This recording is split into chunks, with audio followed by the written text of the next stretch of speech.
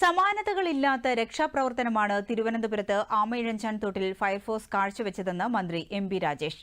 Thiruvananthapuram Chenkalchoola fire force സ്റ്റേഷനിൽ നടന്ന അനുമോദന ചടങ്ങിൽ സംസാരിക്കുകയായിരുന്നു അദ്ദേഹം. കഴിഞ്ഞ ദിവസങ്ങളിൽ രക്ഷാപ്രവർത്തനത്തിനിറങ്ങിയ സ്കൂബ ഡൈവിംഗ് ഫയർഫോഴ്സ് ജീവനക്കാരെ മന്ത്രി അനുമോദിച്ചു. ആപത്ഘട്ടങ്ങളിൽ ഇടപെടുക എന്നുള്ളതാണ് ഫയർഫോഴ്സുകാരുടെ ഉത്തരവാദിത്തമെങ്കിലും പ്രത്യേക സാഹചര്യത്തിൽ ഉടനടി ഇടപെട്ട് ആത്മാർത്ഥമായ പ്രവർത്തനം കാഴ്ചവെച്ചവർ നാടിന് തന്നെ അഭിമാനമാണെന്നും മന്ത്രി പറഞ്ഞു. മഹത്തായ ഒരു രക്ഷാപ്രവർത്തനത്തിനാണ് ഫയർഫോഴ്സിന്റെ നേതൃത്വത്തിൽ നിങ്ങളുടെ എല്ലാവരുടെയും സമർപ്പിതമായ പ്രവർത്തനത്തിൽ കേരളം കണ്ടത്.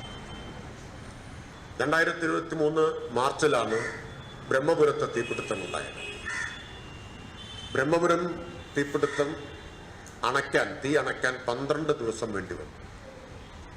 ആ 12 ദിവസവും സമാനമായ പ്രതിബദ്ധതയോടുകൂടി ഫയർഫോഴ്സിന്റെ ജീവനക്കാരാണ്, ഫയർഫോഴ്സ് അംഗങ്ങളാണ് അന്ന് പ്രവർത്തിച്ചത്.